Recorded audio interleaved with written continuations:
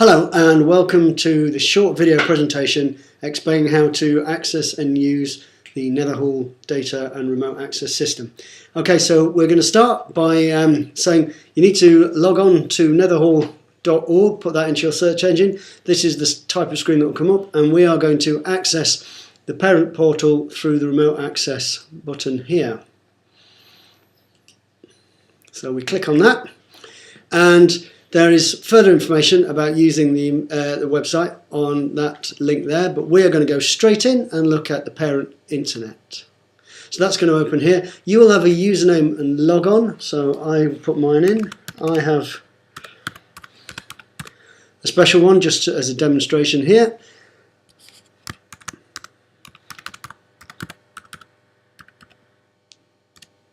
So that's those details in there, and in we go.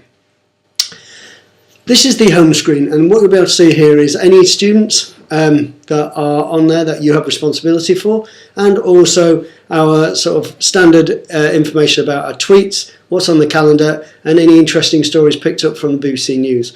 We're going to move straight into student details, and here we see there are 3 students that I have parental responsibility for. I'm going to choose the middle one.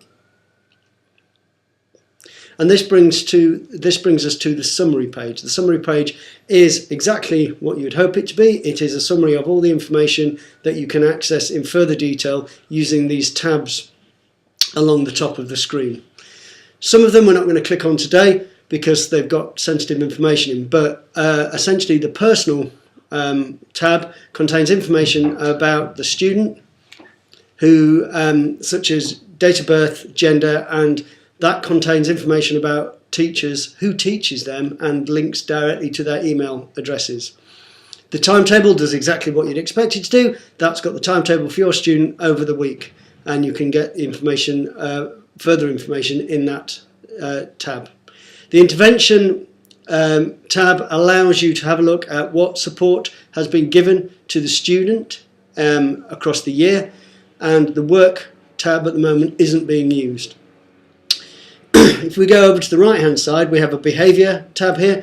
This gives you behaviour information, negative behaviour information about the student, and it will tell you what incidents there have been recorded in the system by the teachers, and it will also allow you to mine that information a little bit further and get information about whether it's homework or behaviour in class, something like that.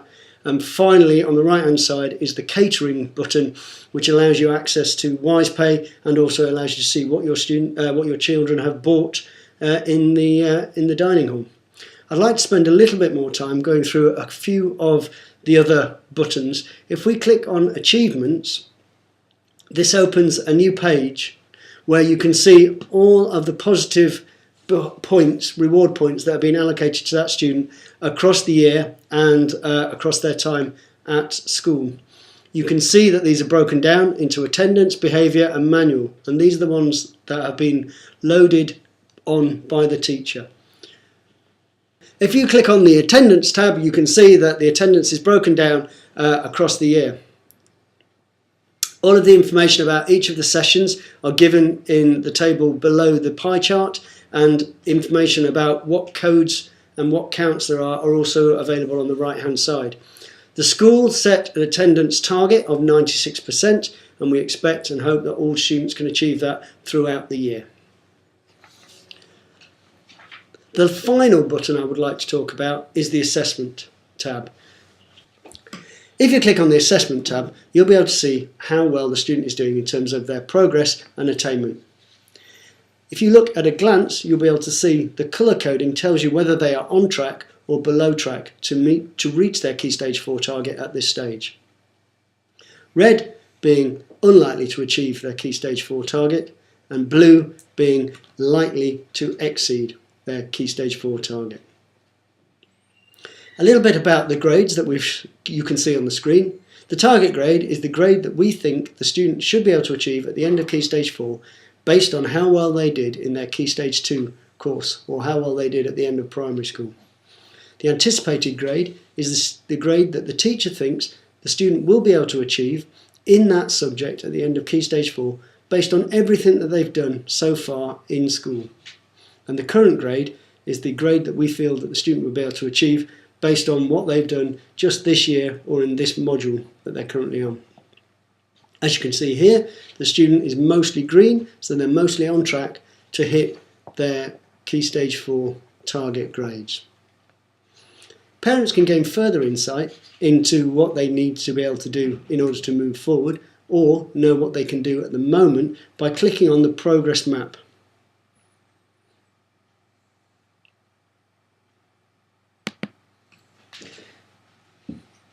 This opens up a new screen where you can see all of the different elements to, in this case, the science course that the student can do. Their target grade is highlighted with the green box, and as you scroll down you'll be able to read all of the characteristics required for this course. As you can see at the moment, the student is struggling a little bit and is a little bit behind in the energy topic in physics. As you can see here, this box explains what the student can do at this stage, and this box explains what the students need to be able to do in order to move on to be on track for science.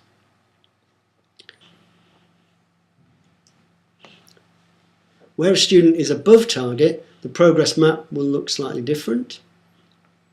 Here you can see that their target grade is a level 5.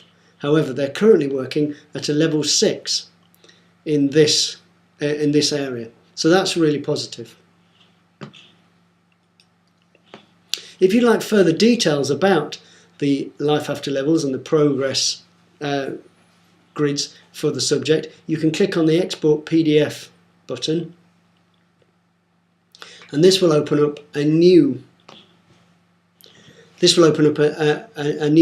text which will allow you to see where the student is in the context of all 9 GCSE grades.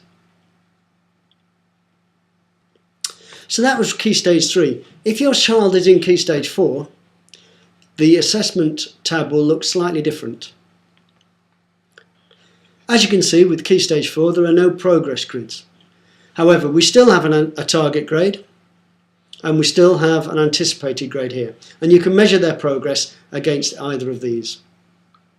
If you scroll further down the screen, you'll be able to see that these measures are given historically across the year by these graphs, and you can see how the progress has changed across the year. If you have any further questions about the assessment or anything you've seen in this video, if you could contact your child's tutor in the first instance, we'd be very grateful. Thank you for listening. Goodbye.